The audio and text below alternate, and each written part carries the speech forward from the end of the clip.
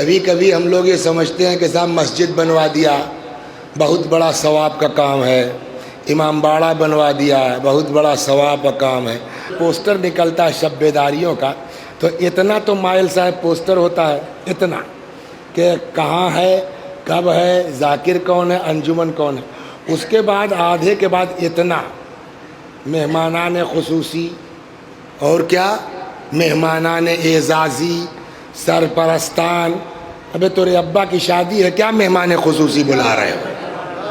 تو یہ کیوں ہوتا ہے پوسٹر میں؟ ہمارا کاہے نہیں چھاپ دیتے؟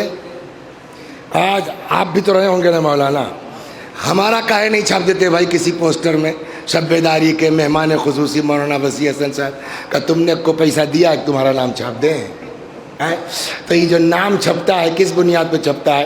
کسی نے 20,000 دیا ہے، کسی نے 30,000 دیا ہے، جس کا جتنا پیسہ ہے اس کا اتنا اوپر. یہی ہوتا ہے نہیں ہوتا ہے؟ تو اب میں اپنی بات کر رہا ہوں. تو یہاں یہ امام باڑہ ماشاءاللہ یہ ہے، تو کیا بھائی پلاسٹر کاہے نہ ہو رہا ہے؟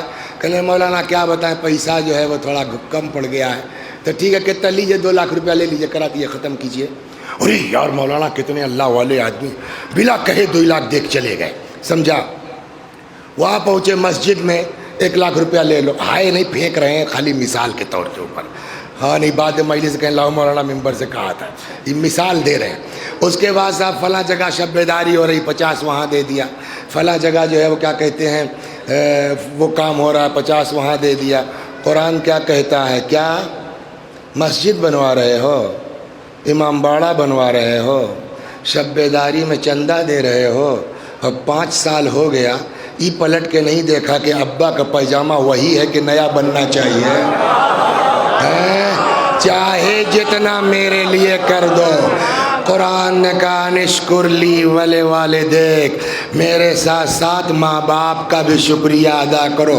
8ویں امام نے فرمایا اگر کوئی شخص اللہ کا شکر گزار ہو، ماں باپ کا شکریہ ادا نہ کرے، تو اللہ اپنا بھی شکریہ قبول نہیں کرے گا. مطلب چاہے مسجد بنا دو، چاہے امام باڑہ بنا دو، چاہے شب بیداری میں خرچ کر دو، جب تک ماں باپ پر خرچ نہیں کرو گے خدا کچھ قبول نہیں کرے گا. صلوات بر محمد.